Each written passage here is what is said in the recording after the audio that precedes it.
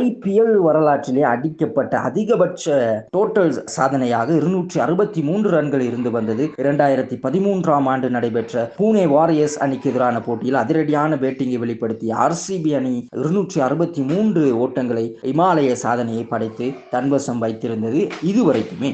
ஆனால் நேற்றைய தினம் நடைபெற்ற போட்டியிலே ஹர்திக் பாண்டியா தற்போது ஆர்சிபி அணியின் 263 ரன்கள் என்ற அதிகபட்ச ரன்னை உடைத்திருக்கும் வகையில் சன்ரைசர்ஸ் ஹைதராபாத் அணி மும்பை இந்தியன்ஸ் அணிக்கு எதிராக 277 ஓட்டங்களை குவித்து ஐபிஎல் வரலாற்றில் தன்னுடைய பெயரையும் எழுதி வைத்துள்ளது என்றுதான் சொல்ல வேண்டும். ஹார்திக் பாண்டியா 278 ரன்கள் என்ற இமாலய இலக்கை நோக்கி விளையாடிய மும்பை இந்தியன்ஸ் அணி ரோஹித் சர்மா மற்றும் இசான் கிசான் விக்கெட்டை ஆரம்பத்திலே இழந்திருந்தது. இருப்பினும் கூட இசான் கிசான் மற்றும் ரோஹித் சர்மா அதிரடியான ஆரம்பத்தில் பவர் பிளே ஓவர்களில் சிறந்த முறையிலான ஓட்டங்களை குவித்திருந்தனர் என்றுதான் சொல்ல வேண்டும்.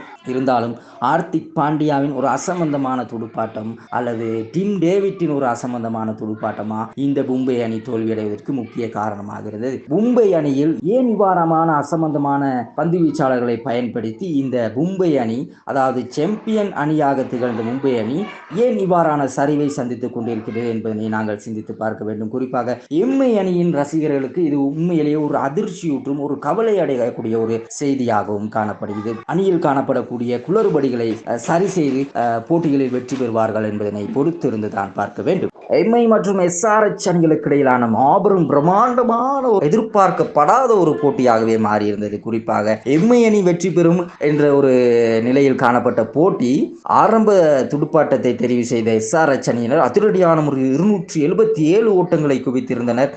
இருந்தும் கூட எம்ஐ அணி அந்த ஓட்டத்தினை துரத்தி எட்டி பிடிப்பார்கள் என்றுதான் எதிர்பார்க்கப்பட்டது. குறிப்பாக எஸ்ஆர்எச் அணி சார்பாக 24 பந்துகளில் 9 பவுண்டர்கள் 3 சிக்சர்கள் அடைகராக வான வேடிக்கையை காட்டியிருந்தார் ஆரம்ப துடுப்பாட்ட வீரர் டிராவிஸ் ஹெட். அதனைத் தொடர்ந்து வந்த அபிஷேக் சர்மாவும் அவரோடு இணைந்து அதிரடியான முறையில் அரை சதத்தினை பதிவு செய்திருந்தார் என்று தான் சொல்ல வேண்டும்.